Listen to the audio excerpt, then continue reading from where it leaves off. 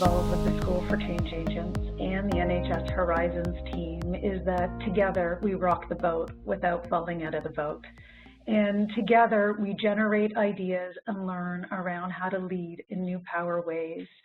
And I am working for the Change Foundation and with the Change Foundation, which is a platform in Ontario, Canada, that seeds movement through new power. And we really see the answers by sharing power and partnering with patients and caregivers.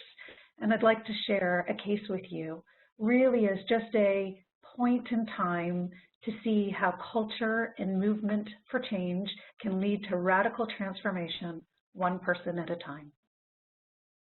At the heart of this is new power. And in the sessions through the School for Change Agents, Catherine, you and others have talked about the power of new power. By being open and sharing power, it's like a current. It seeds change, and the beauty of it is it's open and it's shared, and it's at the heart is about our relationships with one another as a way to seed culture and improvement. And in this case, I'm talking about our work we do with Carole Ann. And when we partner at the Change Foundation, and in Ontario we often refer to as clients or citizens or users of the system as patients, because that has been preferred by many, and caregivers, which are family and friends of patients, citizens, users of the system, we work in new power ways. And one of the fundamental pieces about how we partner is through co-designing the answers.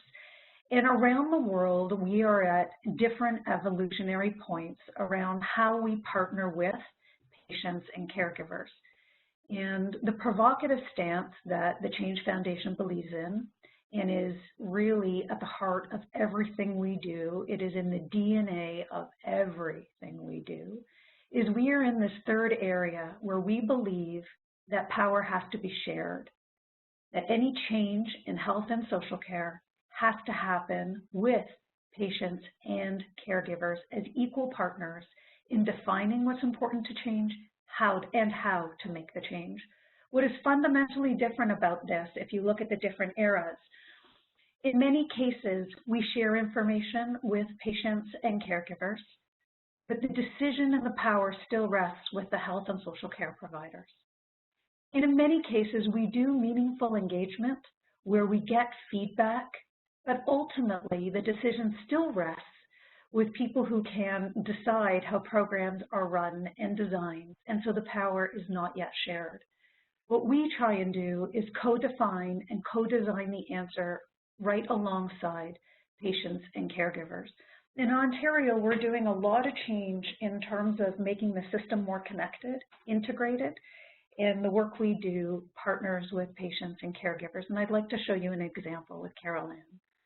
So this is Carole Ann's story to share, and on the School for Change Agents, everybody has had an opportunity to hear a little bit from Carole Ann's perspective.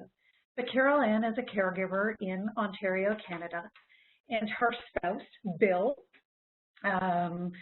is the patient in this case. And in Carole Ann's story, you will see that Bill broke his ankle, and he had to interact with the healthcare system. And through their experience, they went through many unnecessary interactions with the healthcare system because their experience was from an old power perspective, where those with the expertise who worked in health and social care had a perspective, but were not connecting up with each other, and were not asking Bill and Carole Ann what was most important to them. And what was most important to Bill and Carole Ann was to be able to travel, was to be able to spend time with their family. And when Carole Ann and I got together through the Change Foundation, and Carole Ann does a lot of work with us, we mapped out her journey, what happened, hers and Bill's. And Bill had to have a number of surgeries and a number of times in the hospital with a number of different experts. And while he was having his experience, on the bottom part, you can see all the health system pressures that take place in hospitals or that take place from an old power perspective, which is we have a lot of health system pressures, wait times, discharge processes, looking at a body part as opposed to the whole person. And so there were a number of home care pressures that all started to impede on their experience and interaction with the health system. And as a result of the health and social care system not being connected up, but each experience with the health system as a single experience rather than an integrated one, a one-time surgery turned into many surgeries over a number of years. And let me share with you what could have happened if the answers were co-designed. Now, Carole Ann and I had an opportunity to speak to this at the International Foundation for Integrated Care annual conference, 1,400 people in attendance, 60 countries. And what's very interesting is IFIC has been running these international conferences for many years and have had very esteemed keynote addresses. This was the first keynote address that was co-delivered and co-presented along with a caregiver. I was asked to present on co-designing the answers of patients and families, but could never do that authentically unless I actually co-designed it and co-presented it. This is their #1 watched keynote address of any keynote address. And it's because Carole Ann shared her story, her personal narrative to inform system change. And a link is being shared online and via Twitter if anyone is interested. But let me share a couple of details. What we were able to work through is if the team had started off with asking what's most important to Carole Ann and to Bill, and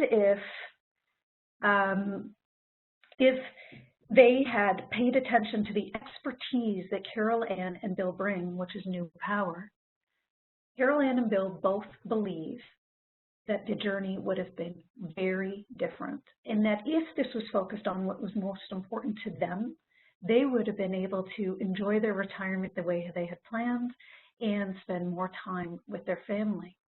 And often they would say to the physician, I think this is what's going on, or could we connect with different parts of the healthcare system?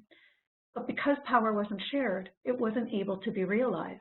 And of course, there's no shame and blame in this. People are working in health and social care with the best of intentions on doing very good work. But if we don't see NEWPOWER as a way to unleash the potential for positive outcomes, then we can't possibly see the answer with patients and families.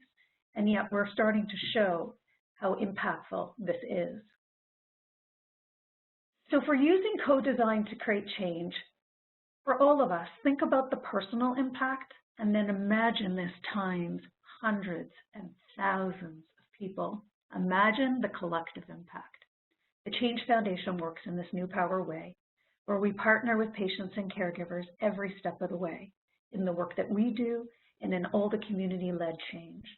So what occurred is 5 years of taking care of Bill's ankle and other healthcare challenges, which could have been a 1 year.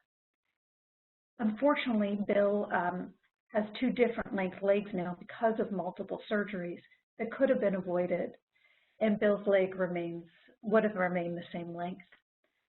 And there are other examples, and especially the impact to Carole Ann. Carole Ann talks about in her story, and it's shared online and it's shared in the keynote, that as a result of this elongated journey, she also now receives support for depression and mental health. And if she was seen as part of the team and as part of partnering with care, this could have been avoided. And so our key message here, and please do read Carole Ann's story, is that if you share power and together we co-design and co-create the change together, the personal impact is huge and the collective impact is exponential. When we think about the individual impact of co-designing the answers, of sharing power to solve for some of our biggest opportunities for health and social care improvement, we do it individually with caregivers and their family members, patients. We know we have a really important impact.